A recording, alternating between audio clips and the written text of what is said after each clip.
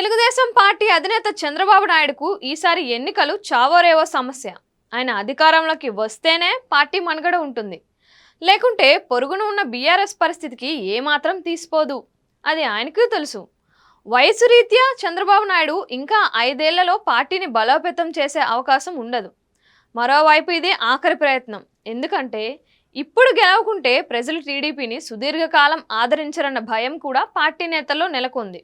అందుకే ఈ ఎన్నికల్లో డూ ఆర్ డైలా చంద్రబాబుతో పాటు పార్టీ నేతలు కూడా పోరాడాల్సి ఉంటుంది అని అందరూ అంగీకరించేశారు. ఏపీలో ప్రస్తుతం కూటమి ఏర్పడింది.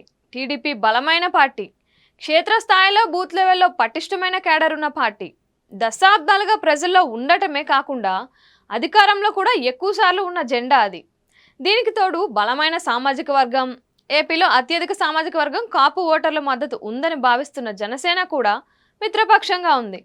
కేవలం పవన్ కళ్యాణ్ సినీ హీరోనే కాకుండా కులం పరంగా ఓట్లను పోలింగ్ కేంద్రాలకు తీసుకురావడమే కాకుండా క్రౌడ్ పుల్లర్గా కూడా పేరుంది. ఈ ఇద్దరికీ తోడు మోదీ చరిష్మా ఉండనే ఉంది. అయోధ్య ఆలయ నిర్మాణంతో మరింత పీక్స్కు చేరుకుంది. దీంతో ముగ్గురు కలిసి పోటీ చేస్తున్నారు. ఈ 3 పార్టీలు కలిసి పోటీ చేసి విజయం సాధిస్తే ఓకే, ఎందుకంటే 2014 రిజల్ట్ రిపీట్ అయ్యానని చెప్పుకునే వీలుంది. అలా కాకుండా ఏమాత్రం తేడా కొట్టినా ఇక కూటమి కట్టిన జనం ఆదరించలేదన్న అభిప్రాయం బలంగా పడుతుంది. ఇతర పార్టీలు కూడా చంద్రబాబును నమ్మే పరిస్థితి ఉండదు. ఇప్పటి వరకు ఆయన చాణక్యుడని, ఆయన వ్యూహాలకు తిరుగులేదని కేడర్ నుంచి నేతల వరకు నమ్ముతున్నారు.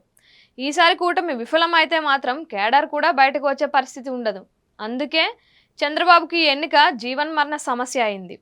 ఏ అవకాశాన్ని చేజార్చుకోకుండా జగన్ పార్టీని దెబ్బ కొట్టేందుకు జెండాలన్నింటినీ కలిపి మరీ బరిలోకి దిగుతున్నారు. మరోవైపు అతిపెద్ద ఇబ్బంది ఆయన శపథం. తాను మళ్ళీ ముఖ్యమంత్రిగానే సభలోకి అడుగు పెడతానని శపథం చేసి మరీ శాసనసభ నుంచి బయటకు వచ్చారు. ఆ తర్వాత శాసనసభ గడప కూడా తొక్కలేదు. ఈ ఎన్నికల్లో కూటమి గెలిస్తే చంద్రబాబు ముఖ్యమంత్రిగా సభలోకి అడుగుపెట్టే అవకాశం ఉంటుంది. అది జరగకుంటే మాత్రం ఆయన సభకు కూడా వచ్చే అవకాశం లేదు. ఇప్పుడు టీడీపీ అభిమానుల్లో అదే ఆందోళన నెలకొని ఉంది. శపథం నెరవేరాలంటే టీడీపీ అధికారంలోకి రావాల్సిందే, అందుకు కార్యకర్తలు చెమటోడ్చాల్సిందే.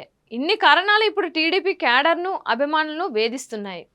మరి ఏపీ ప్రజల తీర్పు ఎలా ఉంటుందన్నది చూడాల్సి ఉంది.